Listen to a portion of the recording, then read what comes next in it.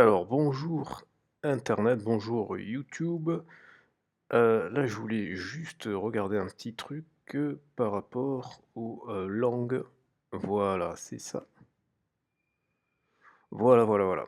Donc, sur Wikipédia, vous avez donc, 330, langues qui sont utilisées pour écrire, des articles et vous avez la, répartition, des langues comme ça. Donc en juin 2024, les 6 langues les plus répandues sont l'anglais.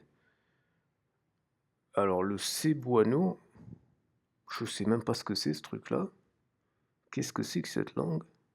Alors là, je suis curieux, on va aller voir parce que je connais pas du tout cette langue. L'allemand, le français, le suédois et le hollandais, je suis très surpris. Je suis vraiment très surpris.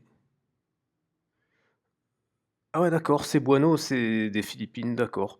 Parce que j'allais vous dire, ce qui motivait la vidéo d'aujourd'hui, que les langues les plus répandues allaient être le russe et l'espagnol, c'est assez curieux.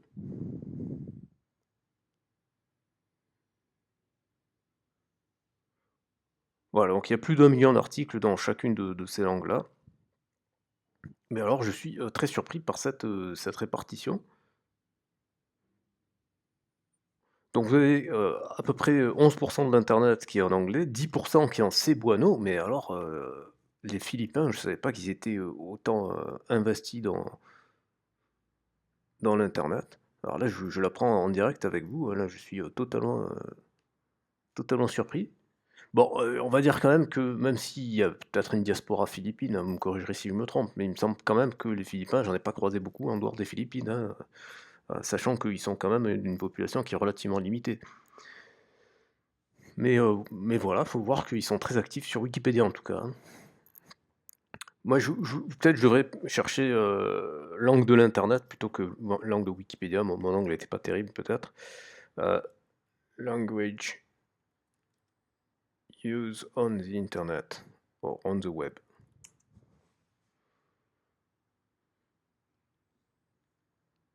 Language used on the web, alors, voilà.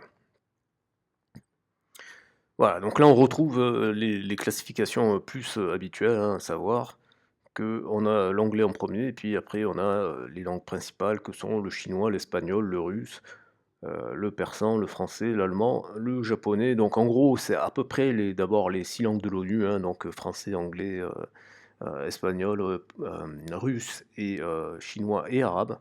D'ailleurs, là c'est étonnant. Donc là ici on voit la répartition, voilà, c'est un peu plus, raisonnable. Donc répartition qui a évolué, hein, vous voyez.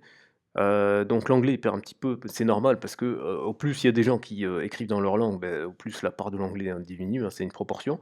Donc vous voyez qu'en premier c'est l'anglais avec, grosso modo 50 l'espagnol qui progresse, qui est, quasiment à 6 le russe qui est à 4.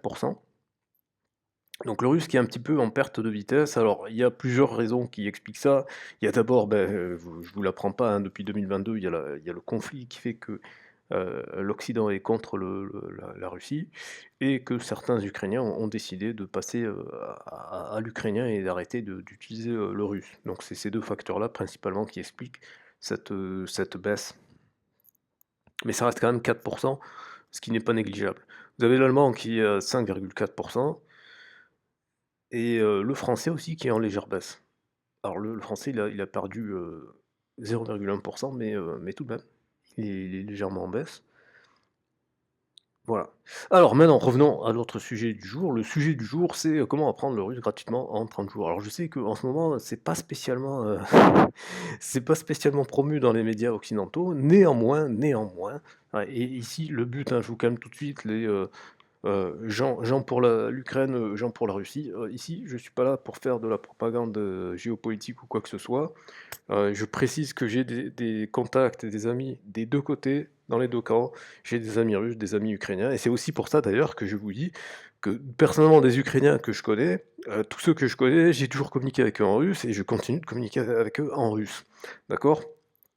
Le russe reste une langue très active et comme je vous l'ai dit, ça reste une langue de l'ONU au moment où je fais cette vidéo, c'est-à-dire en juin 2024. D'accord?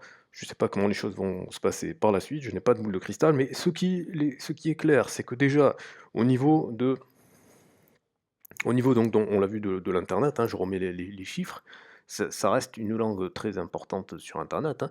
Ça reste une langue, bah, aussi importante que le français, hein, c'est les mêmes ordres de grandeur, hein, 4,1 4,3. C'est le même ordre de grandeur que le japonais, que le portugais, c'est un chouïa moins que l'espagnol, un chouïa moins que l'allemand, mais ça reste quand même dans les mêmes ordres de grandeur, parce qu'il faut regarder les choses, hein, grosso modo, on a du 50% pour l'anglais, et puis après, les autres, c'est 10 fois moins, hein, à peu près, hein, si on coupe en gros et qu'on regarde comme ça, c'est 10 fois moins pour tous les autres, d'accord?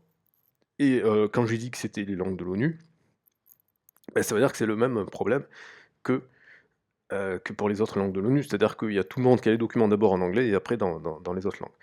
Maintenant, il y a un truc qui est très important à comprendre, c'est que si vous allez dans des endroits comme, par exemple, la Russie, bon, alors je sais qu'en ce moment c'est assez compliqué si vous venez, d'Occident, mais je vous invite à aller voir la chaîne de Dany le Russe, il vous montrera, comment y aller, notamment en passant par le Maroc, la Turquie ou d'autres pays comme ça. Savoir également que, suite à la guerre, mais même avant la guerre, mais suite à la guerre encore plus, il y a énormément d'expatriés, russes et ukrainiens, et encore une fois, il y a énormément d'Ukrainiens. Enfin, personnellement, je connais aucun Ukrainien, et pourtant je suis allé en Ukraine, hein, pendant 3 mois, 4 mois même, pardon. Je connais, avant la guerre, hein, je vous rassure, je connais aucun Ukrainien qui ne parle pas russe, en fait. Donc le russe reste quand même une langue très, très importante.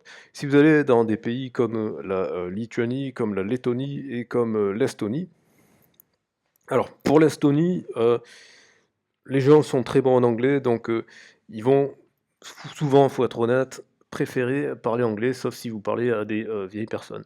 Pour la, Lituanie, c'est une autre histoire. Pour la Lituanie, le russe est quand même une bonne alternative, puisque déjà les gens en général, ils parlent le lituanien et pour l'anglais, bah, c'est pas trop le cas. Donc si vous allez donc de façon générale dans les pays baltes, le russe, ça reste une option, qui est quand même assez utile. Alors évidemment, je ne vais pas vous conseiller d'aller en Ukraine en ce moment, quoique, heu, mes amies ukrainiennes, m'ont envoyé des photos d'elles en boîte de nuit et ça avait l'air d'être plutôt sympa.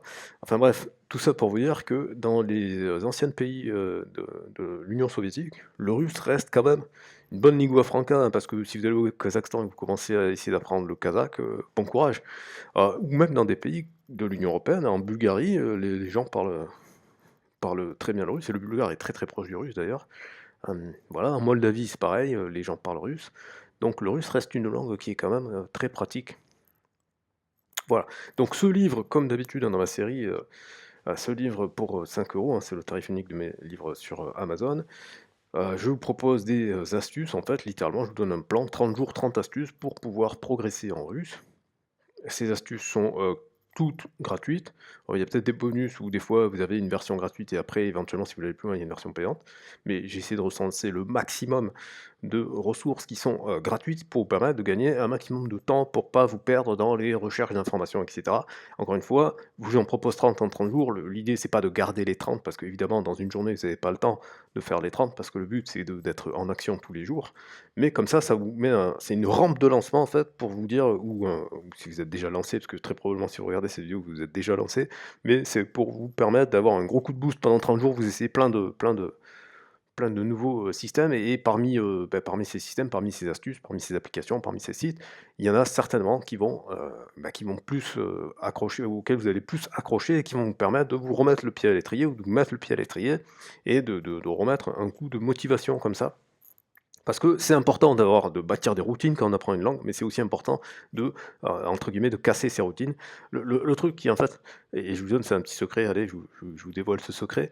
Donc le secret de l'apprentissage des langues en fait, c'est de continuellement pratiquer, mais alors ça après ça dépend de votre tempérament et cetera, mais quand même de temps en temps de casser cette routine dans le sens où vous allez changer les ressources d'apprentissage.